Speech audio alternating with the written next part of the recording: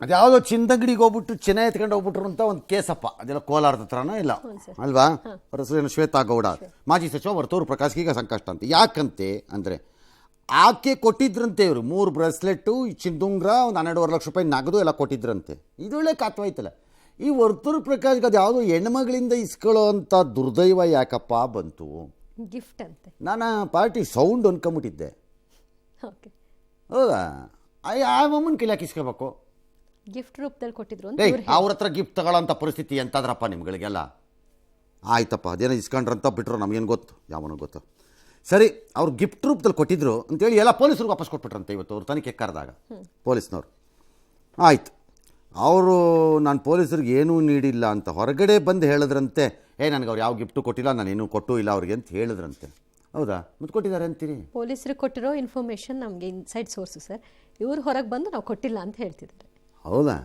ಹಂಗೆ ಬೇರೆ ಇದೆಯಾ? ಹಂಗಾರೆ ಇವ್ರು ಕೊಟ್ಟಿಲ್ಲ ಅಂತಂದರೆ ಆಮೇಲೆ ಅದು ಏನಾಗತ್ತೆ? ಈಗ ಇವರು ಅಧಿಕೃತವಾಗಿ ಕೊಟ್ಟಿಲ್ಲ ಅಂದಿದ್ದಾರೆ, ಒಳಗಡೆ ನೀವು ಕೊಟ್ಟಿದ್ದೀರಿ ಅಂತೀರಿ ನೀವು. ಹಂಗಾರೆ ಅದು ಈ ಲೆಕ್ಕದಲ್ಲಿ ಇಲ್ಲ ಈಗ ಅದು. ರೆಕಾರ್ಡ್ ಮಾಡಿರಿ ಪೊಲೀಸ್ನವ್ರು ಅದನ್ನು ಕೊಟ್ಟಿದ್ರೆ ಕರೆಕ್ಟಾಗಿ. ಇಲ್ಲಿ ನಿಮ್ಮ ಮೇಲೆ ಬಾಕ್ತಾರೆ ಸುಮ್ಮನೆ. ಆಮೇಲೆ ಇನ್ನು ನಾಳೆ ಏನೋ ಒಂದು ಮಾಡ್ಕೊಳ್ಳಿ. ಸರಿ, ಅವ್ರು 5-6 ತಿಂಗಳ ಪರಿಚಯ. ನನಗೇನು ಆಪ್ತರಲ್ಲ ಅವರು. 2.5 ಕೋಟಿ ಮೂಲ ಚಿನ್ನಾಭರಣ ಕೊಟ್ಟರು ಅಂತ ಕೇಳಿದ್ದಾರೆ. ಪರಿಚಯಿಸಿದ್ದೇ ವರ್ತೂರು ಪ್ರಕಾಶ್ ಅಂತ ಅಂಗಡಿ ಮಾಲೀಕ ಹೇಳ್ತಾರಂತೆ. ಅವ್ರ ಮೂಲಕನೇ ಬಂದರು, ನಾವು ಅದಕ್ಕೆ ಕೊಟ್ವಿ ಅಂತೆಲ್ಲ. ಈ ಲೇಡಿ ಯಾರೋ ಶ್ವೇತಾ ಗೌಡ ಅವರು ಮೊಬೈಲ್ನಲ್ಲಿ ವರ್ತೂರು ಪ್ರಕಾಶ್ ನಂಬರ್ನ ಗುಲಾಬ್ ಜಾಮೂನ್ ಅಂತ ಸೇವ್ ಮಾಡ್ಕೊಂಬಿಟ್ಟಿದಾರಂತೆ. ಹೌದಾ? ಯಾಕೆ ರಸ್ಮಲೈ, ಮೈಸೂರು ಪಾಕ್ ಎಲ್ಲ ಬೇಡವಾ? ಮೈಸೂರು ಪಾಕು ಇದೆ ಸರ್. ಇದೆಯಾ? ಓ ಸರಿ. ಶ್ವೇತಾ ಗೌಡಗೆ ವರ್ತೂರು ಪ್ರಕಾಶ್ ಕಳಿಸೋ ಸಂದೇಶಗಳೇನೇನೋ ವೈರಲ್ ಅದಾಗಿದೆ, ಏನಾರು ಮಾಡ್ಕೊಳ್ಳಿ ಅವರು. Point is, somebody need not misuse it. ಯಾಕೆ ಮಿಸ್ಯೂಸ್ ಮಾಡ್ಕೋಬೇಕಿದೆಲ್ಲ ನನಗೆ ಅರ್ಥ ಆಗಲ್ಲ. ಬಿ, ವ್ಯಾಪಾರಿಗಳಾದವರು ನಿಮ್ಮದು ಕನಿಷ್ಠ ಎಚ್ಚರಿಕೆಗಳನ್ನು ನೀವು ಪರಿಪಾಲಿಸಲ್ಲ. ಅದರ ಪರಿಣಾಮ ಈ ದುರಾಸೆಯ ಭಾಗವಾಗಿ ಬರುತ್ತವೆ. ಈ ಥರ ಆರಂಭದಲ್ಲಿ ನಂಬಿಸೋ ರೀತಿಯಲ್ಲೇ ವ್ಯವಹಾರಗಳಿತ್ತು ಅಂತ ಹೇಳ್ತಾರೆ. ಸರಿ ರೀ, ಅದಕ್ಕೆ ಇರೋದು ಇದು ಒಂದು ಗ್ರೇಟ್ ಸೇಯಿಂಗ್ ಇದೆ, ನಂಬೋರು ಇರೋವರೆಗೂ ನಂಬಿಸೋರು ಇದ್ದೇ ಇರ್ತಾರೆ, ಮೋಸ ಹೋಗ್ತಾರೆ ಮತ್ತೆ. ಎಸ್, ಅದೇನು ನೋಡ್ರಪ್ಪ ಏನು ಹೇಳ್ತಾರೆ ಕೇಳೇ ಬಿಡೋಣ. ಏನು ಕೊಟ್ಟಿಲ್ಲ, ನಮಗೂ ಹಾಕಕ್ಕೆ ಸಂಬಂಧ ಇಲ್ಲ. 100ಕ್ಕೆ 100 ಯಾವುದೇ ಸ್ನೇಹಿತರು ಅಲ್ಲ, ಫ್ರೆಂಡು ಅಲ್ಲ. 100ಕ್ಕೆ 100 ಸುಳ್ಳು. ನನಗೆ ಒಂದು 5-6 ತಿಂಗಳ ಮುಂಚೆ ನನಗೆ ಪರಿಚಯ ಆಗಿದ್ದು ನಿಜಾನೇ. ನನ್ನ ಹೆಸರನ್ನ ಬಳಸ್ಕೊಂಡು ಬಂಗಾರದ ಅಂಗಡಿಯಲ್ಲಿ ಹೋಗಿ ಬಂಗಾರ ತಗೊಂಡು ಅದನ್ನ ಮಾರಾಟ ಮಾಡಿರ್ತಕ್ಕಂಥದ್ದು. 2 ಕೋಟಿ ರೂಪಾಯಿ ಒಡವೆ ಕೊಟ್ಟವ್ರೆ ಅಂದ್ರೆ ಇದು ನಂಬಕ್ಕೆ ಆಗೋದಿಲ್ಲ. ಎಲ್ಲ ವಿಚಾರಗಳನ್ನ ಪೊಲೀಸ್ ಇಲಾಖೆ ಇವ್ರು ನಮ್ಮ ಅಂಗಡಿಗೆ ವರ್ತೂರು ಪ್ರಕಾಶ್ ಅವ್ರ ಜೊತೆಗೆ ಬಂದಿದ್ರು, ಹಂಗೆ ಪರಿಚಯ. ನಾನು ಮಾರಾಟ ಮಾಡ್ತೀನಿ, ನಾನು ಒಂದು ವ್ಯಾಪಾರಿ. 2 kgs 950 ಗ್ರಾಮ್ ಬ್ಯಾಲೆನ್ಸ್ ಇತ್ತು. ಅವ್ರು ಬಂದು ತಗೊಂಡು ಹೋಗ್ತಾ ಇದ್ರು. ವರ್ತೂರು ಪ್ರಕಾಶ್ ನಿಮ್ಮ ಮನೆವರೆಗೂ ಕೊಟ್ಟಿದ್ರು. ಅವ್ರು ಬಂದು ತಗೊಂಡು ಹೋಗ್ತಿದ್ರು, ಇವ್ರು ಕೊಟ್ಟು ಕಳಿಸ್ತಾ ಇದ್ರು. ಇವರು ಕೇಳಬೇಕು ತಾನೆ, ಯಾವಲ್ಲ ಒಂದ್ಸರಿ ವರ್ತೂರು ಪ್ರಕಾಶ್ ಹತ್ರ ಬಂದಾಗ, ಸರ್ ಇದು ಯಾರೋ ನಿಮ್ಮ ಜೊತೆ ಬಂದಿದ್ರಲ್ಲ, ಅವ್ರು ಪದೇ ಹಿಂಗೆ ತಗೊಂಡು ಹೋಗ್ತಿದ್ದಾರೆ, ಓಕೆನಾ ಸರ್, ಕೊಡ್ಲಾ ಸರ್, ಕಂಟಿನ್ಯೂ ಮಾಡಲ ಅಂತ ಕೇಳಬೇಕಲ್ವ ಇವರು ಒಬ್ಬ ವ್ಯಾಪಾರಿಯಾಗಿ. ಆ ಒಂದು ಯೋಚನೆ ಅವ್ರು ಮಾಡಿ, ಹಾಂ ಇವರೇನೋ ನಾನು ಕೊಟ್ಟಿಲ್ಲ ಗಿಟ್ಟಿಲ್ಲ ಅಂತಿದ್ದಾರೆ. ಸರಿ, ಪೊಲೀಸ್ನವ್ರು ಕೊಟ್ಟಿದ್ರೆ ಹೇಳಿ, ರೆಕಾರ್ಡಲ್ಲಿ ತೋರಿಸಿ, ಇಲ್ಲಿದ್ರೆ ನಾವೇನು ಮಾಡೋಕ್ಕಾಗತ್ತೆ ಅದಕ್ಕೆ. ಎಸ್, ಪುಷ್ಪ ಸಿನಿಮಾದ ಶೋ ವೇಳೆ ಕಾಲ್ತುಳಿತದಲ್ಲಿ ಓರ್ವ ಮಹಿಳೆ ಬಲಿಯಾಗಿದ್ರು. ಸದ್ಯ ಅಲ್ಲು ಅರ್ಜುನ್ಗೆ ಈ ಪ್ರಕರಣ ಸಂಕಷ್ಟವನ್ನ ತಂದಿಟ್ಟಿದೆ. ಇಂದು ಹೈದರಾಬಾದ್ನ ಚಿಕ್ಕಡಪಲ್ಲಿ ಪೊಲೀಸ್ ಠಾಣೆಯಲ್ಲಿ 3.5 ಗಂಟೆಗಳ ಕಾಲ ವಿಚಾರಣೆಯನ್ನು ಎದುರಿಸಿದ್ದಾರೆ. 1-2 ದಿನಗಳಲ್ಲಿ ನಟ ಅಲ್ಲು ಅರ್ಜುನ್ ಅವರನ್ನ ಸಂಧ್ಯಾ ಥಿಯೇಟರ್ಗೆ ಕರ್ಕೊಂಡು ಹೋಗಿ ಅಲ್ಲಿ ಸ್ಥಳ ಮಹಜರನ್ನ ಮಾಡುವ ಸಾಧ್ಯತೆ ಕೂಡ ಇದೆ. ಈ ಹೊತ್ತಲೇ ಸಂಧ್ಯಾ ಥಿಯೇಟರ್ನಲ್ಲಿ ಅಭಿಮಾನಿಗಳನ್ನ ತಳ್ಳಿದ ಆರೋಪದ ಮೇರೆಗೆ ಅಲ್ಲು ಅರ್ಜುನ್ ಅವರ ಬಾಡಿಗಾರ್ಡ್ ಅನ್ನು ಕೂಡ ಪೊಲೀಸರು ಬಂಧಿಸಿದ್ದಾರೆ. ಕಾಲ್ತುಳಿತ ಪ್ರಕರಣದ ಎಫ್ಐಆರ್ನಲ್ಲಿ ಪೊಲೀಸರು ಹೊಸದಾಗಿ ಪುಷ್ಪ ನಿರ್ಮಾಪಕರನ್ನು ಕೂಡ ಸೇರಿಸಿದ್ದಾರೆ.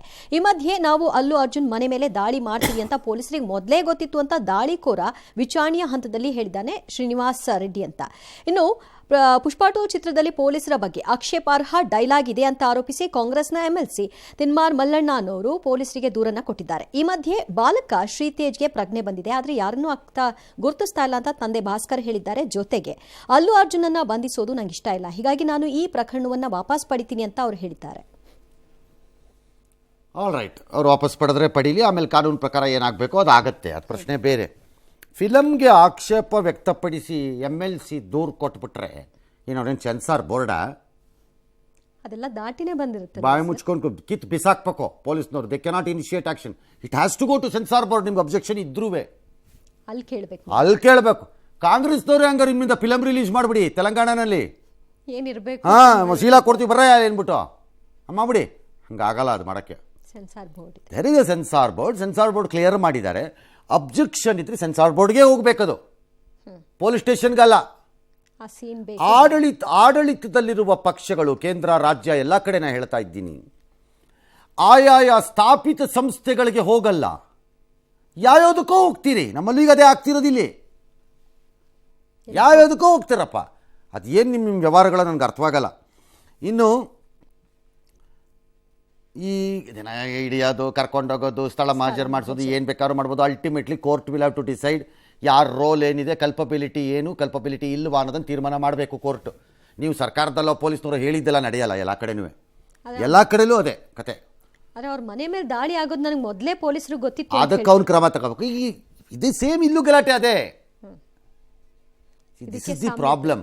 ಈ ಅಧಿಕಾರ ಎಂಬುದು ನಿಶ್ಚಿತ, ಪರ್ಮನೆಂಟ್, ನಿರಂತರ ಅಂತಾನು. ನಾನು ಆಗ ಅಲ್ಲಿದ್ದಾಗ ಏನು ಬೇಕಾದ್ರೂ ಮಾಡ್ಬೋದು, ನನಗಿನ್ನೇನು ಆಗಲ್ಲ ಯಾವತ್ತು ಅನ್ನೋ ಭ್ರಮೆಗೆ ಯಾವ ಪ್ರಭುತ್ವದ ಪ್ರಭುಗಳು ಬರುತ್ತವೋ ಅಲ್ಲಿವರೆಗೂ ಈ ಹಣೆ ಬರಗಳನ್ನು ಅನುಭವಿಸ್ಬೇಕು ಇವರೇ ಅವಕಾಶ ಅಷ್ಟೆ. ಚಿತ್ರರಂಗ ಮತ್ತು ಸರ್ಕಾರಗಳಿಗೆ ಸಂಘರ್ಷ ಹೊಸದೇನಲ್ಲ. ಪರ್ಟಿಕ್ಯುಲರ್ಲಿ ಹೀರೋಗಳೋ ಹೀರೋಯಿನ್ಗಳೋ ಡ್ಯಾಶೋ ಏನು ಹೊಸದೇನಲ್ಲ ಇದು. ಭಾಳ ಜನ ಹೊಸದು ಅನ್ಕೊಂಡ್ಬಿಟ್ಟಿರ್ಬೋದು ಈ ಜನ್ರೇಷನಲ್ಲಿ. No, Jayalalitha had running feud ಕೆಲವ್ರ ಜೊತೆ ತಮಿಳ್ನಾಡಲ್ಲಿ. ಆಯಾ ಕಾಲಕ್ಕೆ ತಕ್ಕಂತೆ ಅವ್ರವ್ರುಗಳು ಅದರ ಆಕ್ಷೇಪಗಳನ್ನು ಎತ್ತಿದ್ದಾರೆ. ಅನುಭವಿಸ್ಬೇಕಾಗಿತ್ತು ಅವಾಗ ಕೆಲವರೆಲ್ಲ ಅದನ್ನು ಇತ್ತು. ಇಂದಿರಾ ಗಾಂಧಿಗಿತ್ತು. ನೇರವಾಗಿ ಈ ಥರ ಫೈಟ್ ಅಲ್ಲದೆ ಇರ್ಬೋದು, ಬಟ್ ಆ ಒಂದು ಫಿಲಮ್ ಮಾಡಿದ್ದಕ್ಕೆ ಅದೊಂದು ಇತ್ತು, ಕಚಪಿಚ ಅಂತ ಗಲಾಟೆ. ಕಿಸ್ಸಾ ಕುರ್ಸಿ ಕಾಂತ್ ಏನೋ ಒಂದು ಬಂದಿತ್ತು ಫಿಲಮ್, ಒಂದು ಆ ಥರದ್ದು. ಅದೆರಡು ಹೊರಗಡೆ ಆಯಿತು. ಒಳಗಡೆ ಹೇಳ್ತೀನಿ ತಗೊಳ್ಳಿ. ಕರ್ನಾಟಕದಲ್ಲಿ ಬೇಕಾರೆ ಕರ್ನಾಟಕದಲ್ಲೇ ಹೇಳ್ತೀನಿ. ದೀರ್ಘಕಾಲದ ಹಿಂದೆ ಡಾಕ್ಟರ್ ರಾಜ್ಕುಮಾರು ಎಮ್ಮೆ ನಿನಗೆ ಸಾಟಿ ಇಲ್ಲ ಹಾಡು ತಂದರು ಚಿತ್ರದಲ್ಲಿ. ಎಮ್ಮೆ ನಿನಗೆ ಸಾಟಿ ಇಲ್ಲ, ಬಿಸಿಲು ಮಳೆ ಬಿರು ಗಾಳಿ ಚಳಿಗೆ ನೀರುಕದೆ ನಿನ್ನ ಮುಂದೆ ಸಾಗುವೆ ಅಂತೆಲ್ಲ ಒಂದು ಹಾಡು ಬಂತಪ್ಪ.